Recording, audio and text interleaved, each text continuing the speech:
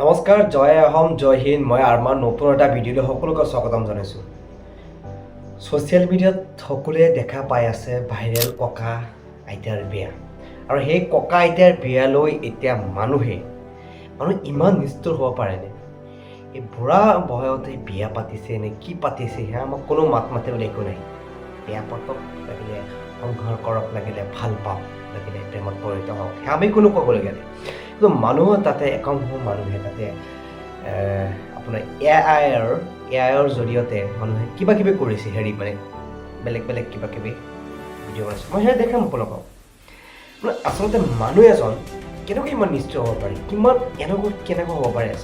ভিউজৰ কাৰণে মানুহে এনেকুৱা কৰিব পাৰেনে, মানে কৰিব লাগেনে? আচলতে আপোনালোকক সকলোৱে মতামত দিব কমেণ্ট বক্সত, খালী আছে সকলোৱে ক'ব। মই আজি যিখন ভিডিঅ' আপোনালোকে দেখাবলৈ গৈ আছোঁ ককা আইতাৰ বিয়ালৈ, আৰু ককা আইতাৰ বিয়া এতিয়া খুবেই জনপ্ৰিয় হৈ গৈছে ছ'চিয়েল মিডিয়াত। ককা আইতাৰ বিয়া ৭১ আৰু ৬৫ বছৰ বয়স প্ৰেমত পৰিণত হৈ বিয়া পাতিলে শাৰীৰিক সংসাৰ জীৱন যাপন কৰিব। আৰু তাতে আমি একো ক'বলগীয়া নাই।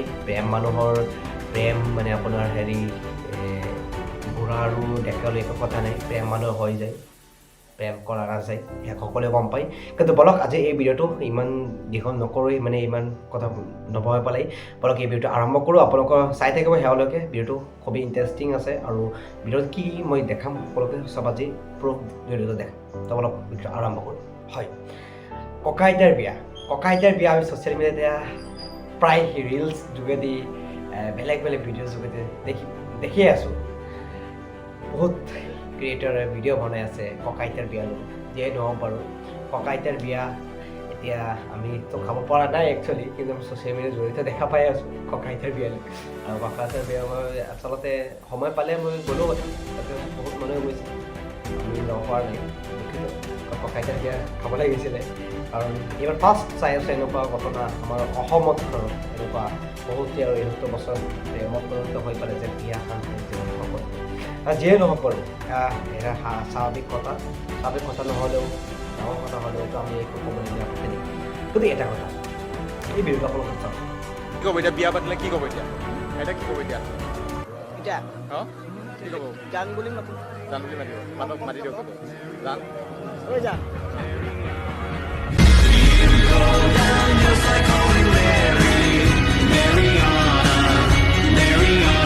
এই ভিডিঅ'টো কোনে বনাইছে? সিহঁতে কিবা কিবি দিছে, তাৰপিছত ককা আইতাৰ এআইৰ জৰিয়তে। আচলতে এআইৰ জৰিয়তে কেইদিনমান আগত আপোনালোকে শুনা পাইছিলে, কল কৰিলে আমি, তাৰপিছত কলত কিবা মানে ইনফৰমেশ্যন দিয়ে, মানে এআইৰ জৰিয়তে কিবা কলাৰটোৰ মানে চেঞ্জ কৰিছিলে। সেইটো লৈ পেলাই বহুতে ভিডিঅ' বনাইছে। তো আজি এই ককা আইতাৰ এই বুঢ়া বয়সতে এনেকুৱা ভিডিঅ' বনাই নে সিহঁতৰ মাজত? আজি আপোনাৰ এইটো ডেকা হ'লে বেলেগ কথা আছিলে, ডেকা ভিডিঅ' বনাইছে। আচলতে এআই যোগেদি মানুহে কি বনাই আছে। CMৰ পৰা একদম কোনো মন্ত্ৰীকে এৰা নাই, একদম নচুৱাই আছে। মন্ত্ৰীক এইটো কৰি আছে, CM ছাৰক নচুৱাই আছে, মানে এআইৰ যোগেদি আজিকালি কৰি আছে। তো মই ভাবোঁ যে যিমান দিনলৈকে নেকি এই AI থাকে, এই এআইৰ যোগেদি আপোনাৰ মানে আৰু এইবোৰ বেছি বাঢ়ি যাব। তেতিয়া এইবোৰ ছ'চিয়েল মিডিয়াত মানুহে ছ'চিয়েল মিডিয়াত এইবোৰ বিশ্বাস কৰে ন।